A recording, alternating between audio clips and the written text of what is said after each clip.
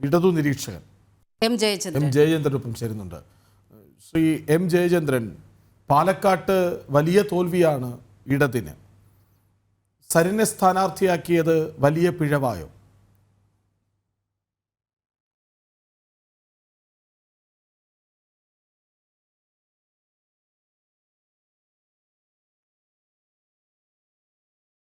Hello hello Shri M Jayachandran കേൾക്കാമോ? Hello, അങ്ങയോടായിരുന്നു ചോദ്യം. പാലക്കാട്ട് 3-ാം സ്ഥാനത്താകുന്നു. 12,000 മുതൽ 14,000 വോട്ടിന് വരെ വിജയിക്കുമെന്നാണ് പറഞ്ഞിരുന്നത്. സരിൻ തന്നെ വലിയ ആത്മവിശ്വാസമായിരുന്നു. ഇന്ന് രാവിലെ സരിൻ മാധ്യമങ്ങളെ കാണുമ്പോൾ പറഞ്ഞത് ആദ്യ 7 റൗണ്ടുകളിൽ NDA മുന്നേറും, ബാക്കിയുള്ള ഇടങ്ങളിൽ തിരിച്ചുവരവ് നടത്തി താൻ വിജയിക്കുമെന്ന വലിയ ആത്മവിശ്വാസം പങ്കുവച്ചിരുന്നു. സരിനെ സ്ഥാനാർത്ഥിയാക്കിയത്, കുറച്ചുകൂടി വ്യക്തമാക്കി പറഞ്ഞാൽ, തലേന്നാൾ വരെ പിണറായി വിജയനെ ഉറക്കെ ഉച്ചത്തിൽ എതിർത്തു സംസാരിച്ചിരുന്ന, ട്രോളിയിരുന്ന സരിൻ ഒറ്റനാൾ കൊണ്ട് ഇടതു സ്ഥാനാർത്ഥിയായത് വലിയ പിഴവായോ?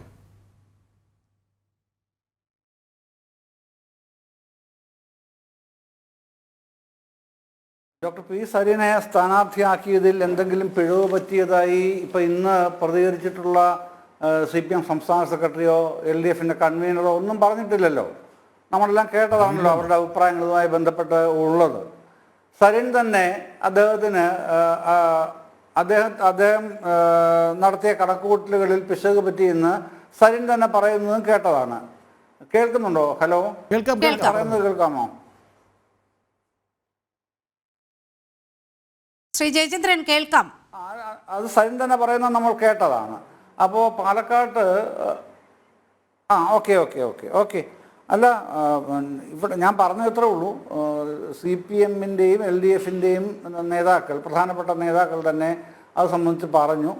സ്ഥാനാർത്ഥിയായിരുന്ന സരിനും പറഞ്ഞു അദ്ദേഹത്തിൻ്റെ മിസ്കാൽക്കുലേഷൻ എന്താണ് എന്നത് സംബന്ധിച്ച്. അപ്പോൾ അത് അതിൽ നിന്ന് ഉൾക്കൊള്ളാൻ പാഠങ്ങളുണ്ട്. ആ പാഠങ്ങൾ ഉൾക്കൊണ്ട് വീണ്ടും തിരിച്ചു വരാൻ കഴിയും എന്ന ആത്മവിശ്വാസമാണ് അവരൊക്കെ പ്രകടിപ്പിക്കുന്നത്. അത് അവരുടെ പ്രതികരണം അവിടെ നിൽക്കുമ്പോൾ തന്നെ എന്താണ് പാലക്കാട് വാസ്തവത്തിൽ സംഭവിച്ചത് എന്നുള്ള സമഗ്രമായ പരിശോധനയും ആവശ്യമല്ലേ? പാലക്കാട് 3 മുന്നണികൾ മത്സരിക്കുമ്പോൾ കോൺഗ്രസിനെ നയിച്ച ഷാഫി പറമ്പിലും സ്ഥാനാർത്ഥിയായ രാഹുൽ മാങ്കൂട്ടത്തിലും, പ്രത്യേകിച്ച് KC Venugopal, VD Satheesan, KPCC president K Sudhakaran, എല്ലാവരും അവരുടെ വിജയത്തിൻ്റെ സാധ്യതകളെക്കുറിച്ച് കൃത്യമായി അവർ പറയുകയും ചെയ്തിരുന്നു. എല്ലാവരും പറഞ്ഞു, അവരും പറഞ്ഞു. പക്ഷേ അവരുടെ UDFിൻ്റെ നേതാക്കളുടെ, വിശേഷിച്ചും കോൺഗ്രസ് നേതാക്കന്മാരുടെ അക്കാര്യത്തിലുള്ള ഒരു പ്രതീക്ഷയാണ് പൂർണ്ണതോതിൽ നമ്മൾ റിസൾട്ടായിട്ട് വരുന്നത്. ആ റിസൾട്ടിനെ സംബന്ധിച്ച് വ്യത്യസ്ത നിലവാരത്തിൽ വ്യാഖ്യാനങ്ങൾ വരുന്നുണ്ട്, വിശകലനങ്ങളൊക്കെ വരുന്നുണ്ട്. അതൊക്കെ ശരി. എങ്കിലും ജയം എപ്പോഴും ജയം തന്നെയാണ്. ആത്യന്തികമായി ജയമാണ് നിർണ്ണയിക്കപ്പെടുന്നത്, പരാജയമല്ല നിർണ്ണയിക്കപ്പെടുന്നത്. പരാജയം വിലയിരുത്തപ്പെടുമായിരിക്കും, പക്ഷേ വിജയമാണ് നിർണ്ണയിക്കപ്പെടുന്നത് എപ്പോഴും. ആ നിലയ്ക്ക് നോക്കിയാൽ ഈ നിർണ്ണയിക്കപ്പെട്ട ഈ വിജയത്തിൻ്റെ നിർണയങ്ങൾ എന്തൊക്കെയായിരുന്നു എന്നുള്ളത് പ്രധാനമായിട്ട് വരുന്നുണ്ട്. അത് വരുമ്പോൾ ഇവിടെ LDFിൻ്റെ 3-ാം സ്ഥാനത്ത് തന്നെയാണ് ഇപ്പോഴും LDF നിൽക്കുന്നത്. CPM സ്ഥാനാർത്ഥിയുടെ സ്ഥാനം മൂന്നാമത് തന്നെയാണ്. എന്നാൽ ഒരു പ്രത്യേകത കാണുന്നത് ഈ വോട്ടിംഗ് പാറ്റേണിൽ, എൻഡ് റിസൾട്ടിൽ കാണുന്നത്, ഈ 2-ാം സ്ഥാനത്തുള്ള BJPയും 3-ാം സ്ഥാനത്തുള്ള CPMും തമ്മിൽ വലിയ ഒരു വ്യത്യാസം, വോട്ട് നിരയുള്ള വ്യത്യാസം, 2000-ൽ പരം വോട്ടുകളുടെ മാത്രം വ്യത്യാസമായിട്ട് ചുരുങ്ങി നിൽക്കുന്നത് കാണാൻ കഴിയുന്നുണ്ട് ഇവിടെ. അതേസമയം ഷാഫി പറമ്പലിന് 2016-ൽ കിട്ടിയതിന് സമാനമായ വിജയം രാഹുൽ മാങ്കൂട്ടത്തിന് ഇക്കുറി നേടാൻ, അദ്ദേഹത്തിൻ്റെ പ്രഥമ മത്സരത്തിൽ കന്നി അംഗത്തിൽ നേടിയെടുത്ത് MLA ആവാൻ സാധിച്ചിട്ടുണ്ട് എന്നുള്ളതും കാണാതിരുന്നുകൂടാ. അതൊരു കാര്യം. പക്ഷെ ഞാനിതിൻ്റെ അകത്ത് കാണുന്ന പ്രധാനമായ മറ്റൊരു വശമുണ്ട് കേട്ടോ. അതായത് ചേലക്കരയും പാലക്കാടുമാണല്ലോ ബൈ ഇലക്ഷൻ നടന്ന 2 അസംബ്ലി മണ്ഡലങ്ങൾ, വയനാട്ടിലെ ലോക്സഭാ മണ്ഡലവും. ഈ ചേലക്കരയിൽ ഏതാണ്ട് പൂർണ്ണമായിട്ടും വികസന പ്രവർത്തനങ്ങൾ, മണ്ഡലത്തിൻ്റെ വികസനം, സർക്കാരിൻ്റെ വികസനം, പ്രതിപക്ഷത്തിൻ്റെ വിമർശനം, ഇതൊക്കെ തമ്മിലായിരുന്നു മത്സരമായിട്ട് നമ്മൾ കണ്ടത്. എന്ന് പറഞ്ഞാൽ ശരിക്കും അടിസ്ഥാനപരമായ മണ്ഡലത്തിൻ്റെ വികസനം, സംസ്ഥാന സർക്കാരിൻ്റെ പ്രവർത്തനങ്ങളുമായിട്ടുള്ള വോട്ടർമാരുടെ പിന്നെ അവർക്കുള്ള അനുകൂല പ്രതികരണവും പ്രതികൂലമായ നിലപാടും ഒക്കെയാണ് ഇതിൻ്റെ അകത്ത് വരുന്നത് ആ റിസൾട്ടിൽ. പക്ഷെ പാലക്കാട് നോക്കുമ്പോൾ ആ തരത്തിൽ ഒരു പൊളിറ്റിക്കൽ ഫൈറ്റ് ഉണ്ടായി എന്ന് ഞാൻ പറയില്ല. ഫൈറ്റ് പെരിഫറലി പൊളിറ്റിക്കൽ തന്നെയായിരുന്നു.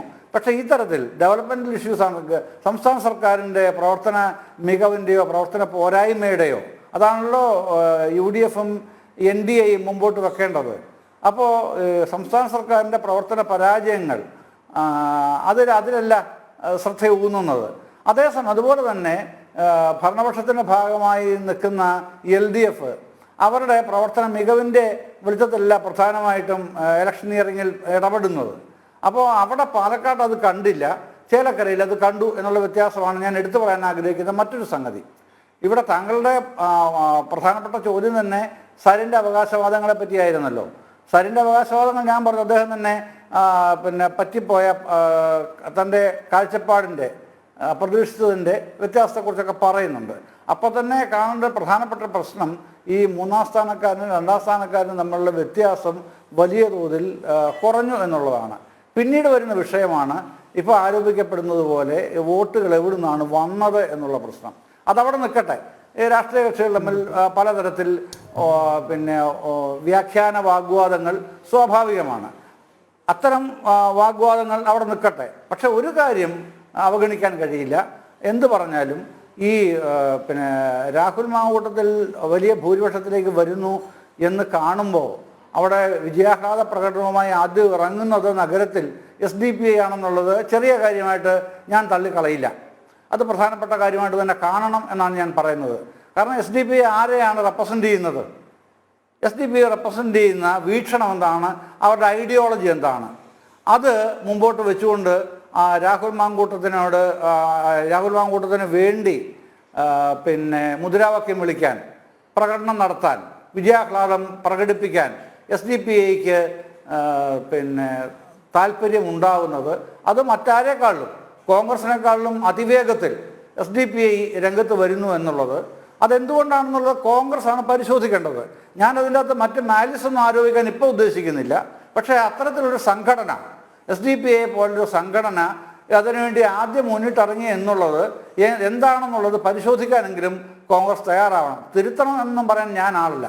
കാരണം ഈ തിരുത്തൽ വരുത്തേണ്ടത് ഒരുപാട് ഏരിയാസ് ഉണ്ട് അങ്ങനെ നോക്കുമ്പോൾ. അപ്പോൾ അത് ഇതിന് മാത്രമായിട്ടല്ല തിരുത്തൽ വരുത്തേണ്ടത്. പക്ഷേ പരിശോധന ആവശ്യമാണ് എന്നുള്ളത് കാണാൻ അവർ തയ്യാറാകുമോ എന്നുള്ളത് അവരെ ആശ്രയിക്കുന്ന പ്രശ്നമാണെങ്കിലും ഇത് പൊതുസമൂഹം ഗൗരവമായിട്ട് എടുക്കേണ്ട ഒരു വിഷയം തന്നെയാണ് ഈ വിജയാഹ്ലാദ പ്രകടനം. അത് മാത്രമാണ് ഞാൻ പറയുന്നത്. അല്ല SDPI വോട്ടുകൾ കോൺഗ്രസിന് കൊടുത്തിരിക്കാം, രാഹുൽ മാങ്കൂട്ടത്തിന് കൊടുത്തിരിക്കാം, ജമാഅത്തെ ഇസ്ലാമിയുടെ വോട്ടുകൾ കൊടുത്തിരിക്കാം, അവരിത് വാങ്ങിയിരിക്കാം, അതിനൊക്കെയുള്ള സ്വാതന്ത്ര്യമൊക്കെ ഉണ്ട്. ഞങ്ങൾക്ക് അവരുടെ വോട്ട് വേണം എന്നാണ് ഇവരുടെ താല്പര്യമെങ്കിൽ അവർക്ക് കൊടുക്കാം. പക്ഷെ പ്രശ്നം അതല്ല. ഇത് ഇവർ കോൺഗ്രസിന് മുമ്പേ വിജയാഹ്ലാദ പ്രകടനം നടത്താൻ പാലക്കാട് നഗരത്തിൽ ഇറങ്ങിയത് എന്തിനാണ്?